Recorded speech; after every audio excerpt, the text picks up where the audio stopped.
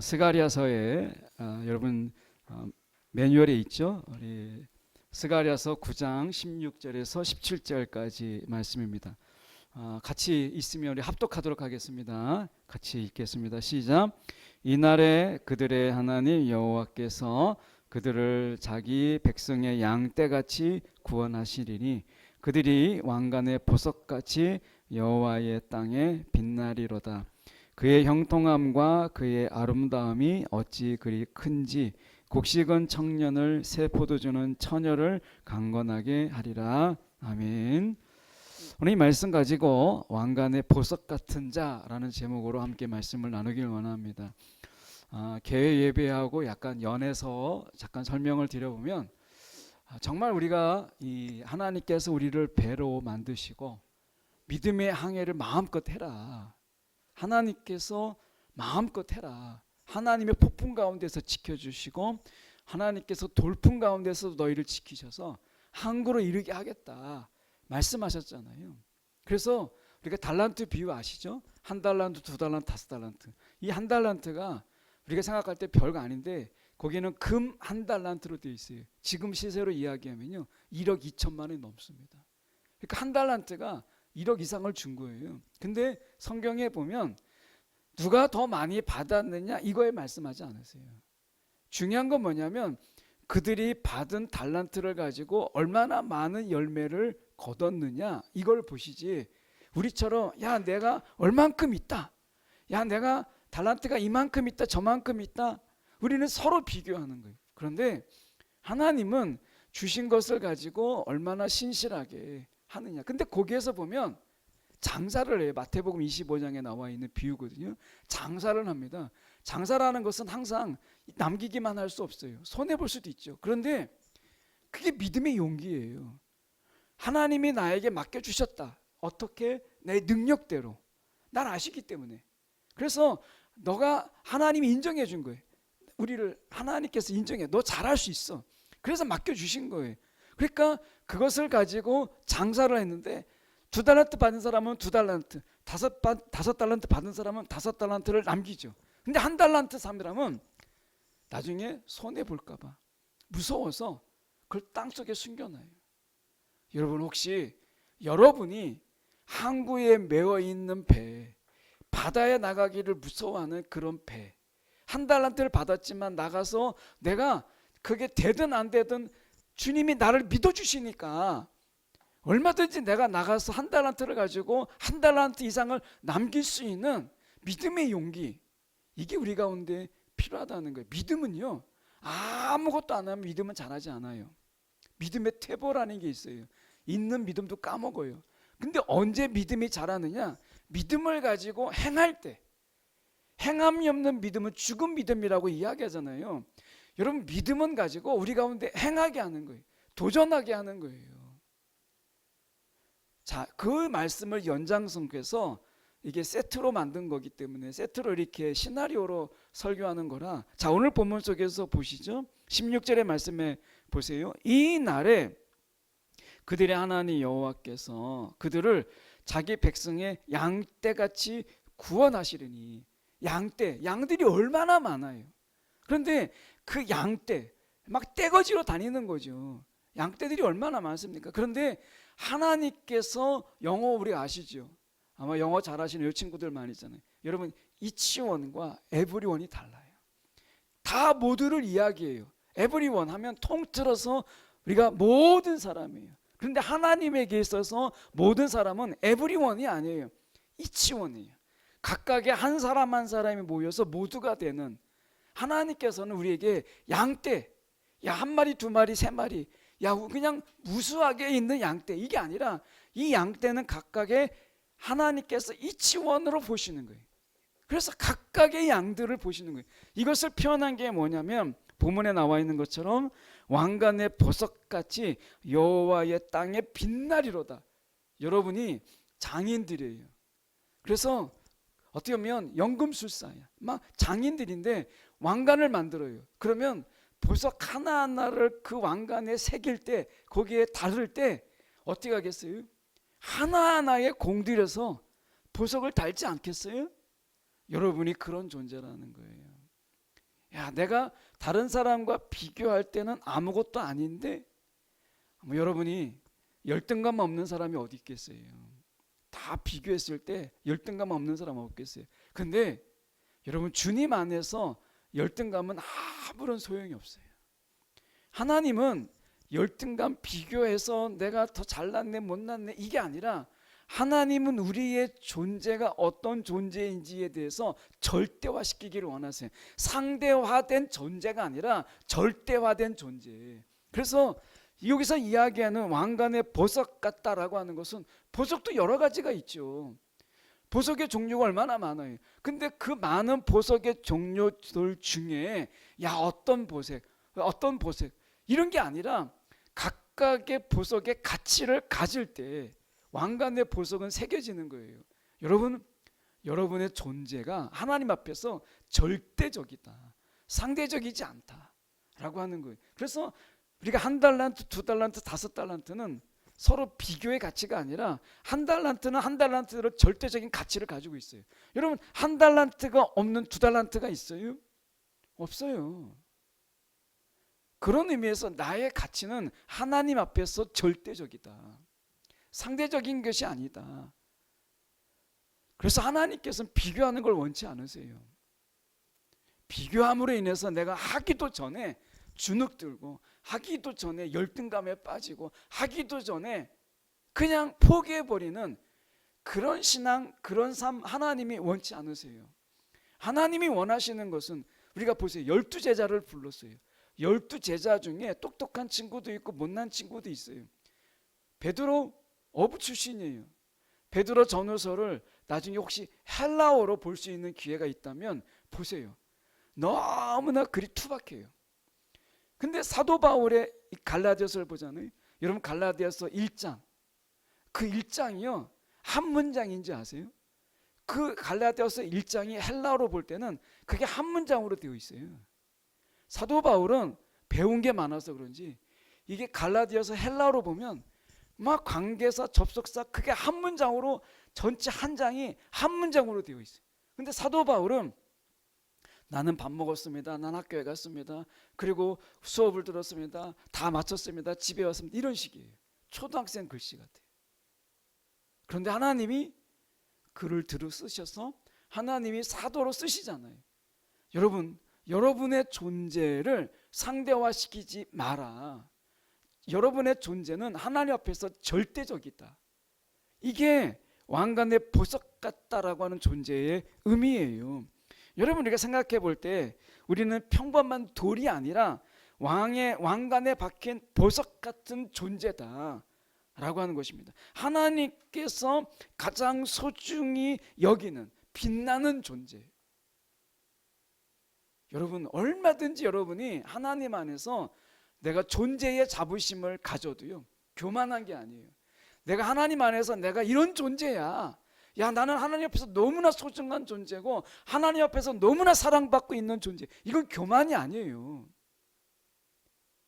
교만이라고 하는 것은 하나님 없이 세상에서 야 내가 잘난 맛에 사는 것, 세상에서 내가 남들 누구보다도 나는 뛰어난 사람이야, 이게 교만이죠. 하나님 안에서 여러분 스스로를 존재를 절대화시키는 것은 절대 교만이 아니에요. 이것을 우리는 겸손이라고 이야기해요. 그래서 말씀하는 게 요한일서 5장 4절의 말씀에 이런 말씀이 있습니다. 하나님에게서 태어난 사람, 저와 여러분이죠. 우리가 하나님께서 말씀하셨어요. 예수 그리스도의 십자가의 피로 내가 너희를 낳았느니 이렇게 말씀하세요. 오늘 하나님께서 우리를 태어나게 하셨어요. 예수 그리스도의 그 보혈의 피로 말미암아. 그래서 우리는 요한일서에서 말씀합니다. 하나님에게서 태어난 사람은 세상을 다 이긴다. 하나님이 이미 저와 여러분을 하나님께서 지으실 때, 태어나게 하실 때 세상을 이기는 존재로 하나님께서 우리를 태어나게 하셨다라고 하는 거예요. 그러면 세상에 대해서 두려워하지 마라. 세상에 대해서 쫄지 말라는 거예요. 여러분을 이야기한다면 세상에서 우리가 좀 못난 사람으로 살지 말라는 거예요. 찌질이로. 하나님은 적어도 우리 한 사람 한 사람이 세상에서 어떤 존재로, 여러분 이 말씀만큼은 믿으세요. 하나님이, 우리가 하나님에게서 태어난 사람은 다 세상을 이기는 사람이다. 세상을 이기는 승리는 이것이니 곧 우리의 믿음이다. 여러분, 우리에게 하나님이 어떤 믿음을 주셨느냐? 세상 가운데서 능히 이길 수 있는 승리의 믿음을 주셨다, 이렇게 말씀하세요. 그런데 우리가 그 믿음을 가지고 살지 못하는 거예요. 여러분, 아인슈타인이 그의 지능이, IQ가 높기도 했지만 그의 IQ에, 재능에, 어떻게 보면 그의 가지고 있는 지능의 몇 퍼센트 상에서요? 22%를 넘지 않았어요. 우리가 인간이 가지고 있는 하나님의 지능을 우리가 마음대로 사용한다면 지금보다 훨씬 더 많은 것을 우리가 거둘 수 있어요. 잠재적이다. 잠재적이다라는 말이 뭐겠어요? 아직 내 안에 있는데 아직 드러내지 못한 걸 잠재성이라고 얘기하죠. 근데 성경에서는 그걸 잠재적이라고 말하지 않아요. 성경에서 말하고 있는 잠재성이라고 하는 것은 뭐냐면, 세상에서 말하는 것은 내 안에 이미 있는데 내가 그것을 드러내지 못하고 있는, 내가 가지고 있는 것, 이걸 잠재력이라고 하죠. 요한의분에게 무한한 잠재력이 있습니다, 이런 얘기 많이 하잖아요. 근데 성경의 잠재력은 그게 아니에요. 하나님의 공급이 잠재력이에요. 하나님에게서 우리 가운데 주시는 그 공급은 무한한 거예요. 그러면 우리에게 무엇이 필요해요? 믿음의 구함, 믿음의 기도가 필요한 거예요. 여러분, 하나님께서 말씀하셨어요. 하나님이 기뻐하시는 것은 믿음의 기도예요. 우리가 기도하는 거예요. 우리의 잠재력은 하나님이에요. 내 안에 있는 게 아니라 우리의 잠재력은 하나님이야. 하나님이 우리의 잠재력이에요. 그분에게 우리가 공급받는 것이 나의 전부인 거예요. 나의 능력이 되고 나의 실력이 되고 나의 지혜가 되는 거예요. 내게 없는 것 중요한 거 아니에요. 하나님은 공급받음으로 인해서 얼마든지 해낼 수 있도록, 그래서 여러분 기도하세요. 정말 믿음으로 하나님께 구하세요. 근데 제가 여러분에게 말씀드리고 싶은 것은, 하나를 받을 때까지 한번 여러분이 포기하지 않고 하나를 구해보세요. 이것저것 구했다가 하나님 응답해 주셨는지 안 해주셨는지 이거 알지 못하고 살아가지 말고 하나만 딱, 여러분 정말 이 시간에 여러분에게 정말 필요한 게 뭐예요? 그거 하나를 끈질기게 하나님께 붙잡고 한번 기도해 보세요.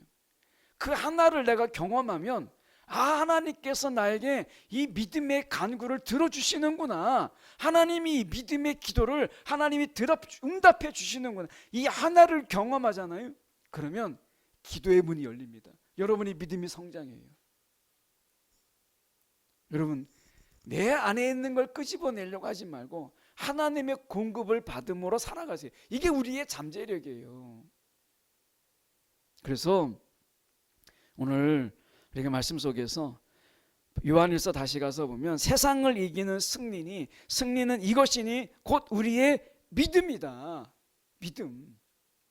하나님이 우리 가운데 믿고 간구하는 것은 하나님께서 이미 응답하신 거잖아요. 여러분, 우리가 믿음으로 구하면 이미 주셨다는 거예요. 다니엘서에 보면 놀라운 말씀이 있어요. 다니엘이 이미 기도하기 전에, 벌써 기도를 시작했는데 하나님이 벌써 응답해 주셨어요. 이거를 천사가 가지고 오는 거예요. 여러분, 우리의 기도에 하나님은요 목마르세요. 우리의 기도에 하나님은 귀가 반짝 열려 있어요. 여러분의 기도를 하나님께서 원하시는 거예요. 믿음의 기도, 이게 우리의 잠재력이에요. 이거는 무한한 거예요. 근데 우리 속에 세상이 말하고 있는 우리 안에 잠재가 있다, 잠재성이 있다, 우리 안에 잠재력이 있어, 이걸 끄집어내야 돼, 이게 아니라 하나님은요 우리의 잠재력이 되어주셔서 기도하고 간구하면 여러분 부어주세요. 이거는 우리가 끄집어내는 수많은 노력보다 하나님이 우리 가운데 직접적으로 우리 가운데 부어주시는 하나님의 놀라운 능력이고 지혜예요. 여러분이 오늘 말씀 속에서 왕관의 보석 같은 자다라고 얘기하잖아요. 하나님이 너무나 귀하게 여기시는 그분이 여러분의 기도를 왜 안 들어주시겠어요? 정원이가 있지만 만약에 이제 아빠에게 아빠 이렇게 딱 뭔가 이야기할 때 아빠가 들어주잖아요. 안 들어주는 것도 있지. 아직 아니니까. 근데 아빠가 들어주는 거예요. 근데 지나가던 개가 아빠한테 아무리 구해도 주겠어요?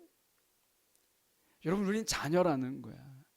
소중한 만큼 여러분의 기도가 소중하다. 여러분, 여러분의 존재를 상대화시키지 마세요. 절대화시켜라. 비교 가치가 없다. 비교할 수 없다. 이게 절대화예요. 상대화는 비교가 가능하지만 절대적인 것은요, 비교할 수 없어요. 여러분의 존재의 가치는 절대적이다. 이거 잊지 마세요. 이 절대적인 가치 속에서 여러분의 기도는 또한 절대적이에요. 하나님이 바로 응답하세요. 즉각적인 하나님의 응답이 있어요. 여러분, 믿음으로 구해보세요. 여러분의 기도에 하나님께서 응답하십니다.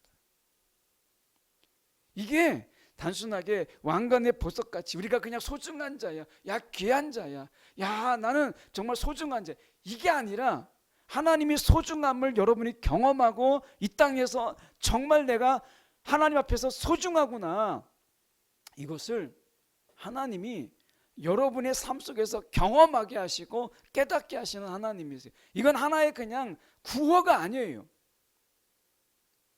여러분이 집에서 야 내가 소중하구나, 집에서 여러분이 소중하다, 여러분이 정말 내가 사랑받고 있다라는 것을 집에서 느끼잖아요. 경험하잖아요. 아 내가 정말 집에서 소중한 자야, 내가 없어서는 안 돼, 이런 존재의 이런 마음을 집안에서 느끼잖아요. 하나님도 마찬가지예요.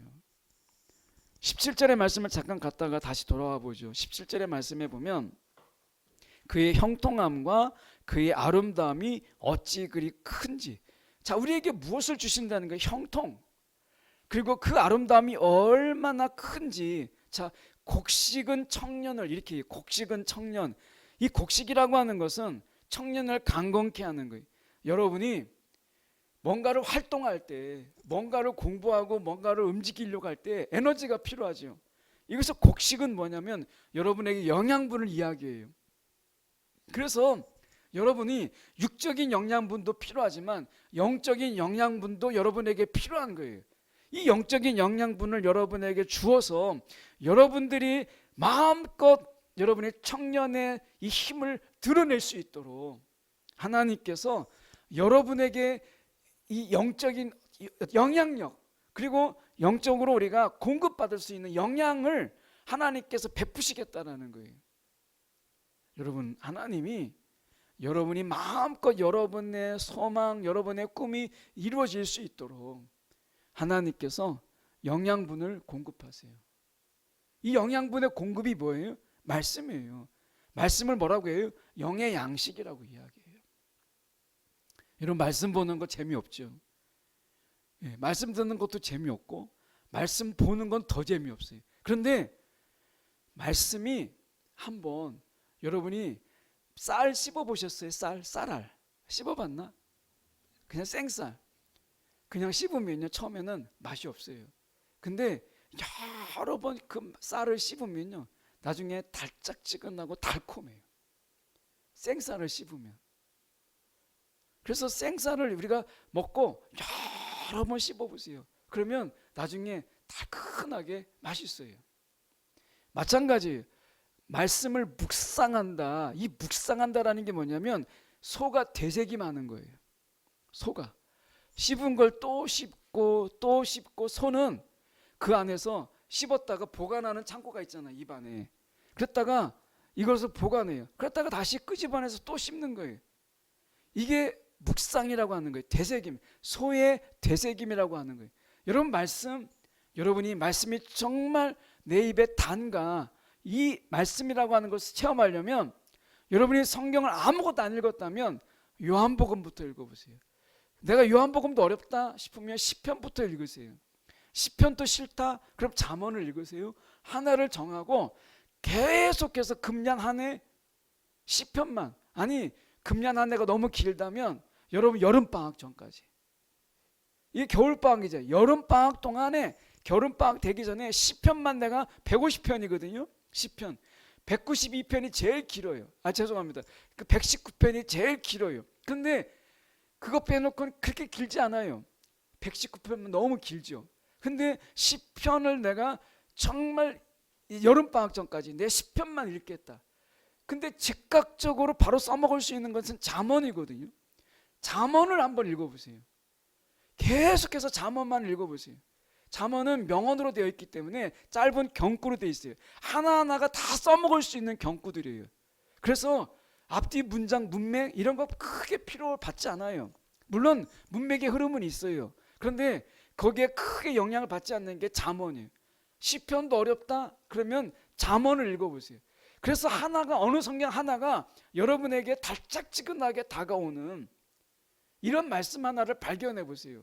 그러면 야, 이 말씀이 내 입에 달구나, 꿀송이처럼 달다, 이렇게 시편에서 얘기해요. 하나님의 말씀이 꿀송이처럼 내 입에 달다는 거예요. 이게 뻥이 아니라 진짜다라는 거예요. 여러분, 영의 공급은 말씀을 통해서 영양이 공급되는 거예요. 여러분, 육적으로는 내가 많이 먹으면 되죠. 우리나라에서 못 먹어서 아사되는 경우가 없잖아요. 영적으로 배고픈 거예요.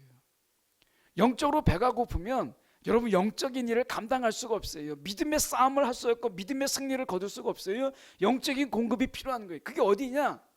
말씀이에요. 말씀을 여러분이 계속해서 한번 보세요. 아니면 여러분, 여기서 좀 나는 암기에 너무 탁월하다, 내가 생각해도 정말 하나님이 나에게 암기력은 정말 하나님이 큰 걸 주셨다, 이렇게 생각이 든다면 여러분, 방학 때까지 109절, 서점에 가면 129절까지 있어요. 내비게이터에서 나와 있는 거 69절, 89절, 그 다음 129절입니다. 그거 도전해 보세요. 앞면에 한글, 뒤에 영어 있어요. 여러분, 영어까지 다 해볼 수 도전하는 사람들은 성경 129절 암송해 보세요. 제가 해화동에 있는 학교에서 실용음악 학교에서 제가 강의를 한 적이 있었는데, 한 학기 거기에 성경 69절 암송 테스트가 있어요. 한 날을 정해서. 근데 한 친구가 장로님이신데 굉장히 젊은 장로님이세요. 한 45, 40대 초반인데 제일 처음 나왔어요. 제일 처음 나와서 하는데 그분이 한 번도 막히질 않고 69절을 다 암송하는 바람에 그 다음에 나온 사람들이 다 기가 죽어가지고 한 10구절 하다가 포기하고 5구절 하다가 포기하고 그런 적이 있어요. 와, 그분이 69절을, 세상에 직장생활 하시는 분이거든요. 사업도 하시는 분이에요. 그리고서 수업을 듣는 분인데 세상에 69절을 다 외웠어요. 여러분, 40대 초반에 그분이 할 수 있다면 여러분도 가능해요. 말씀의 영양분을 공급받으세요. 제가 성경 암송하는 부분들 중에 제일 많은 게 청년 때 암송했던 것, 이게 지금까지 가요. 여러분이 암송한 성경 구절은 평생을 갑니다. 여러분이 지금 암송하는 건 마치 돌에 새긴 것 같아요. 그래서 지워지지 않아요. 여러분, 지금 성경 암송을 내가 여름방학까지, 금년에 내가 109절 해보겠다, 한번 해보세요. 제가 아는 분은 로마서가 전체가 16장이에요. 1장부터 16장까지 로마서 전체를 다 암송했어요. 로마서 전체 1장부터 16장까지. 이분은 9절이 아니라 로마서 전체를 암송했어요. 어떤 것도 도전해도 괜찮아요. 여러분이 말씀을 가까이 보세요. 그리고 그 말씀이 정말 내게 달다 라고 하는 것을 경험할 때까지. 이거는 제가 아무리 이야기해도 소용이 없어요. 여러분이 이 말씀의 달콤함이 나에게 영양분이 될 때, 여러분이 약간 우울하고 기분이 좀 가라앉을 때 뭐 먹어요? 초콜릿 먹잖아요. 달짝지근한 거. 그러면 벌써 당이 탁 올라가면 벌써 기분이 달라지잖아요. 말씀이 그래요. 말씀이 달다라면 내 영혼이 살아난 거예요. 두 번째로 보면 새 포도주는 처녀를 강건하게 한다. 이 포도주는 기쁨을 이야기해요. 즐거움을 상징해요. 그래서 이 포도주라고 하는 것은 거기에서 처녀들이 새 포도주로 인해서 활짝 피어나는 것을 이야기해요. 공동체의 생기. 여러분이 얼굴을 보세요. 서로 얼굴 잠깐 보세요. 막 생기가 도나요? 하루 종일 있으니까 막 지쳐가지고 막 얼굴에 막 생기가 아니라 벌써 막 초췌한 모습이 있잖아요. 근데 여기서 포도주라고 하는 것은 여기서 성경에서 기쁨과 즐거움을 상징하고 얼굴에 생기가 막 도는 거예요. 여러분, 신나는 일. 정훈이가 제일 좋아하는 게 뭔가? 신나는 거. 이거 하면 내가 신난다. 게임? 어? 자전거. 아, 그거 무슨 자전거지? 픽시. 샀어? 픽시. 택시가 아니라 픽시. 그 브레이크 없는 자전거. 그거 샀어? 아직 안 샀어? 근데 만약에 픽시를 샀다 그러면 아마 정훈이가 너무 신나가지고 하루 종일 타고 다닐 수 있을 것 같아요. 여러분 좋아하는 거 게임 매니아가 있다면 밤새는 거, 게임으로는 밤을 샐 수 있는데 공부로는 안 되잖아요. 너무 신기하죠? 네. 너 게임 좋아하는 거 있어? 맞아요. 공부로는 졸린데, 책만 펴도 졸린데, 근데 게임하면 밤을 샐 수 있잖아요. 이게 포도주예요. 우리가 하나님과 내가 기도하면 밤을 샐 수 있는 거. 여러분 밤새서 기도한 적 있어요? 철야 기도. 옛날에는 밤 7시부터 8시부터 기도하면 새벽 2시까지, 이게 철야였어요. 그리고 잠깐 자고 새벽 예배 나가는 거예요. 이게 철야 기도였어요. 여러분 기도 몇 시간 하세요? 죄송합니다. 몇 분 하세요? 제가 너무 망언을 했어요. 여러분 몇 시간 하세요? 여러분 기도 우리가 1시간, 2시간, 3시간, 4시간 기도원에 가면, 보통 제가 일주일 정도 금식을 하고 가면 하루에 보통 9시간, 10시간 기도해요. 근데 여러분 금방 갑니다. 시간 10시간 기도 금방 지나가요. 긴 시간이 아니에요. 기도로 시간으로 하면 정말 짧은 시간이.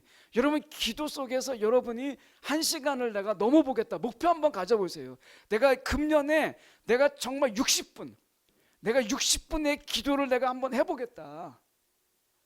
시간, 내용이 중요한 건 아니에요. 시간을 한번 늘려보세요. 그 다음에 내용이 채워져요. 시간이 늘어나면 나중에 내용을 채워줘요. 내용을 채우고 1시간을 하려고 하니까 어렵죠. 여러분 먼저 그릇을 크게 해라. 그러면 내용을 채우신다 라고 하는 거예요. 여러분 오늘 내가 기도할 때 생기가 생기고, 내가 예배 드릴 때 막 생동감이 생기고, 내가 막 찬양할 때 내 얼굴에 막 화색이 도는 그런 사람, 이게 처녀. 이게 처녀의 세포도는 처녀를 강건하게 한다는 말씀이에요. 하나님께서 우리 가운데 왕관의 이 보석 같은 존재로 하나님께서 우리를 세우셨는데, 하나님이 우리의 삶의 실제적인 삶이 어떤 삶이, 왕관의 보석 같은 삶은 기도만 하면 눈빛이 막 빛나는 거예요. 하나님의 말씀만 들으면 막 잠이 달아나는 거예요. 이게 또 망언을 했네. 하나님의 말씀만 들으면 다 졸려야 되는데 하나님 말씀만 들으면 막 눈이 막 반짝반짝 하는 거야.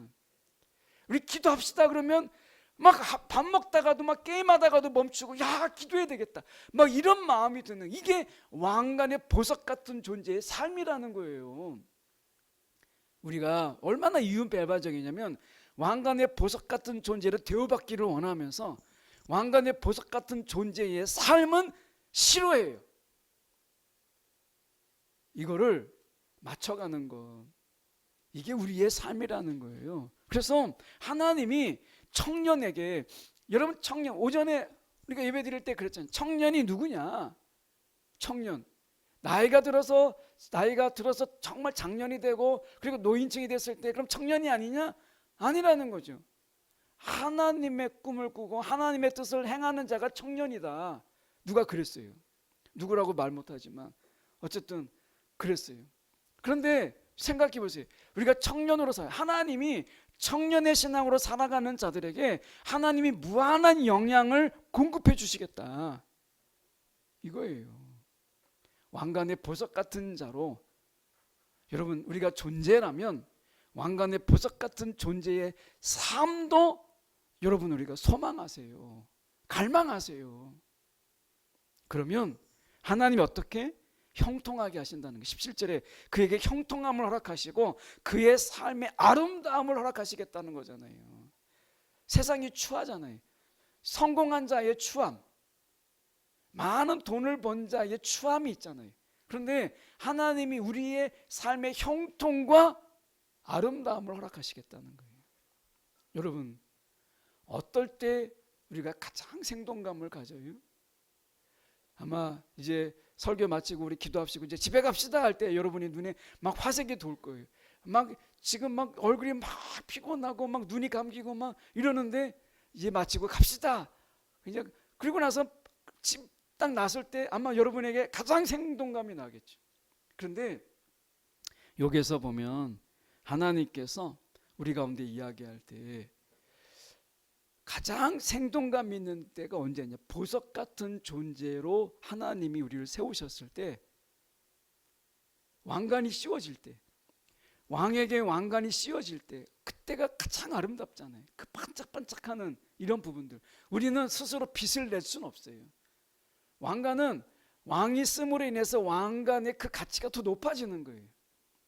마찬가지로 우리는 스스로 빛을 낼 수 없지만 하나님의 영광을 우리 가운데 비춰줌을 통해서 그 영광을 드러내는 자로, 하나님의 그 임재하심이 우리 가운데 있음으로 인해서 하나님의 임재의 영광을 우리가 드러내는 자로, 이게 왕관의 보석이에요. 빛을 우리가 낼 수 없지만 하나님의 영광, 하나님의 그 위엄의 그 빛이 우리에게 임할 때 우리를 통하여서 하나님의 영광이 드러나는 삶, 이거죠. 이것이 우리 가운데 있다는 거예요. 그러면 좀 더 다른 삶을 살지 않겠어요? 여러분, 하나님을 믿으신다면 하나님 때문에 내가 기쁨을 찾고 하나님 때문에 내가 생동감을 찾고 하나님으로 인하여서 내가 살맛이 나는 인생을 한번 살아보세요. 그러면 하나님이 약속하셨어요. 내가 너희를 형통케 하겠다. 하나님이 이렇게 말씀하셨어요. 제가 그 전에 이 터키 돈을 가지고 있었어요. 지금 트리키예로 바뀌었죠. 제가 갔을 때는 터키였었어요. 근데 이 터키에 여행을 이제 신혼여행을 가고 그 이제 선교사 친구가 거기에 있어서 이스탄불에만 있다가 왔는데 돈이 남았어요. 그래서 이제 장롱에 넣어놓은 거예요. 그러다가 몇 년 전에 장롱 속에 있는 터키화를 찾았어요. 계산해 보니까 원화로 240만 원인 거예요. 와, 우리가 이렇게 많은 돈을 가지고 있었나? 막 너무 설렌 거예요. 240만 원이 장롱 속에 있었던 거예요. 야, 은행에 가서 빨리 바꿔야 되겠다. 근데 혹시나 얼마나 되나 하고서 봤더니 터키가 그 안에, 우리가 95년에 갔다 왔는데 화폐 개혁을 했어요.